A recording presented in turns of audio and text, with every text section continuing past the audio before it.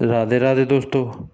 पौराणिक कथाओं के क्रम को आगे बढ़ाते हुए पेश है आज की कथा आपके सामने कि शंकर जी ने त्रिपुरासुर का वध किस प्रकार किया, क्यों किया। इसे खुद भी सुनिए, दूसरों को भी सुनाइए। और हाँ, कहानी पसंद आने पर लाइक शेयर सब्सक्राइब करना कतई ना भूलें दोस्तों। तो चलिए कथा को आगे बढ़ाते हैं। त्रिपुरासुर तारकासुर के पुत्र थे, जो असुर राज बलि की कृपा प्राप्त करके भयंकर असुर बन गए। महाभारत के कर्ण पर्व में त्रिपुरासुर के वध की कथा बड़े विस्तार से मिलती है।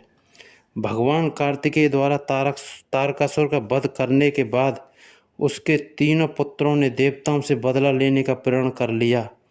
तीनों पुत्र तपस्या के लिए जंगल में चले गए और हजारों वर्ष तक अत्यंत दुष्कर तप करके ब्रह्मा जी को प्रसन्न किया। तीनों ने ब्रह्मा जी से अमरता का वरदान मांगा।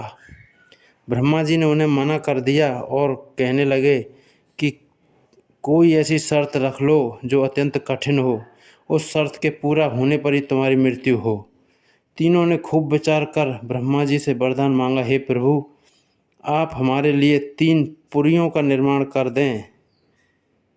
और वे तीनों पुरियां जब अभिजित नक्षत्र में एक पंक्ति में खड़ी हों और कोई क्रोधजित अत्यंत शांत अवस्था में असंभव रथ और असंभव बाण का सहारा लेकर हमें मारना चाहे, तब हमारी मृत्यु हो। ब्रह्मा जी ने कहा, तथास्तु। शर्त के अनुसार उन्हें 3 पुरियां नगर प्रदान करे गए। पुरियां का मतलब होता नगर। तारकाक्ष के लिए स्वर्णपुरी, कमलाक्ष के लिए रजतपुरी और विद्युन्माली के लिए लौहपुरी का निर्माण विश्वकर्मा ने कर दिया। इन तीनों असुरों को ही त्रिपुरासुर कहा जाता है। इन तीनों भाइयों ने इन पुरियों में रहते हुए 7 लोकों को आतंकित कर दिया। वे जहाँ भी जाते समस्त सत्पुरुषों को सताते रहते, यहाँ तक कि उन्होंने देवताओं को भी उनके लोकों से बाहर निकाल दिया। सभी देवताओं ने मिलकर के अपना सारा बल लगाया, लेकिन त्रिपुरासुर का प्रतिकार नहीं कर सके और अंत में सभी देवताओं को तीनों से छुप छुप कर रहना पड़ा। अंत में सभी को शिव की शरण में जाना पड़ा। भगवान शंकर ने कहा, सब मिलकर के प्रयास क्यों नहीं करते। देवताओं ने कहा, यह हम करके देख चुके हैं। तब शिव ने कहा, मैं अपना आधा बल तुम्हें देता हूँ और तुम फिर प्रयास करके देखो। लेकिन संपूर्ण देवता सदाशिव के आगे के आधे बल को संभालने में असमर्थ रहे। तब शिव ने स्वयं त्रिपुरासुर का संहार करने का संकल्प लिया। सभी देवताओं ने शिव को अपना अपना आधा बल समर्पित कर दिया। अब उनके लिए रथ और धनुष बाण की तैयारी होने लगी, जिससे रणस्थल पर पहुंचकर तीनों असुरों का संहार किया जा सके।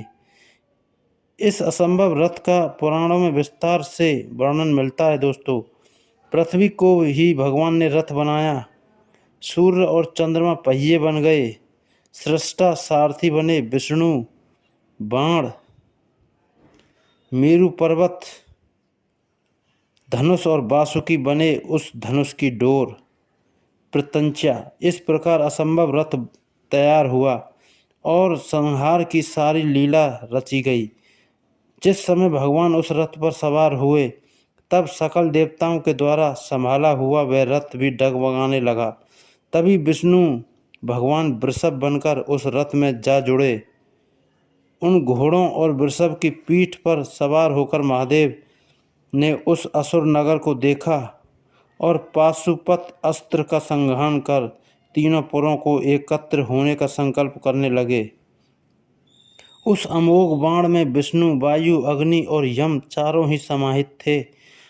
अभिजित नक्षत्र में उन तीनों पुरियों के एकत्रित होते ही भगवान शंकर ने अपने बाण से पुरियों को जलाकर भस्म कर दिया और तब से ही भगवान शंकर त्रिपुरांतक बन गए।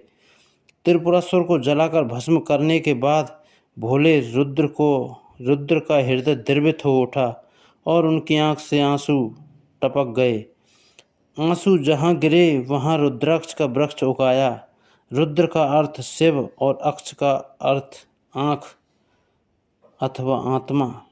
तो दोस्तों यह कहानी थी रुद्राक्ष का वृक्ष किस प्रकार पैदा हुआ और त्रिपुरासुर का वध कैसे हुआ। कहानी अगर पसंद आई हो लाइक शेयर सब्सक्राइब करें। जय जय श्री राधे दोस्तों।